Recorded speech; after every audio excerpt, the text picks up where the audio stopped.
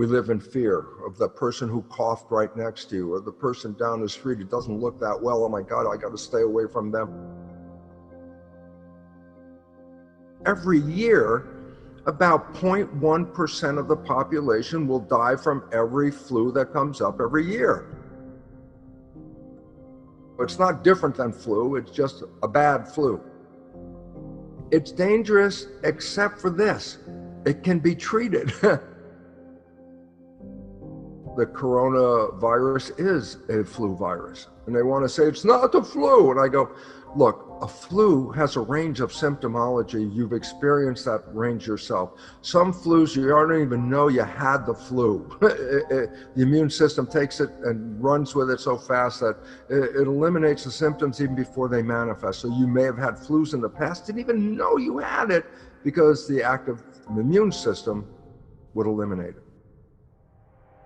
First of all, let's understand something. What is a flu and what is cold season all about? There are a number of different viruses, rhinoviruses and coronaviruses, that annually show up every year and bring us all the symptoms of a flu or a cold. The viruses that affect the respiratory system, where the air is coming in and going out, are viruses that actually replicate at temperatures below body temperature.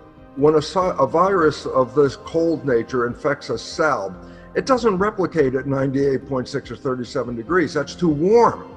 So basically, if the temperature drops a couple of degrees, then the virus kicks in. So the virus doesn't operate at body temperature, it operates at a colder than body temperature.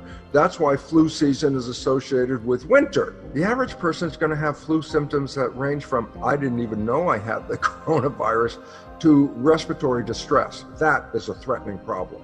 And respiratory distress means that the symptomology has pushed the system, and the respiratory influence of those viruses down your respiratory tract from your throat all the way down in your lungs is open for infection by this virus. It could get worse. It's dangerous except for this: it can be treated. So having respiratory distress is not the end problem. If you can get treatment, it'll go away. It's a bad flu. Coronavirus is a bad flu. The largest portion of the population is not going to die, even though the news media threat is, they didn't come on and say, flu season is going to be aggressive this year, take care of yourself. No, they come on and say, aggressive flu is going to kill up to millions of people. And it's like, Jesus.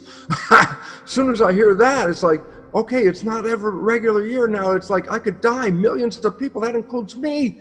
And the fear is becoming a problem. But in some countries, they started testing everybody. But guess what they found? About 50% of the population that was tested had previously been exposed to this virus, but have no symptoms. In other words, there's a massive number of people, 50% of the population that was tested had already been exposed to the virus, and they had no symptoms. It means a very important fact, that their immune system is working so good that even though they were exposed to the virus, that virus was not able to overtake the system because of the strength of their immune system. The bigger problem you have is the fear of the virus. In a fear response, the biology of the body changes to put energy into escaping the fear. That proverbial fear is the saber-toothed tiger that chases us. When the consciousness of protection is required, then the biology will adapt to a protection response. It shuts down the growth and maintenance of the body. It shuts down the immune system. Stress shuts down the immune system to conserve energy. We're all going to manage the coronavirus. Yes, you could get a respiratory problem and it could be distressing, but guess what? It's not that it can't be treated. It can be treated.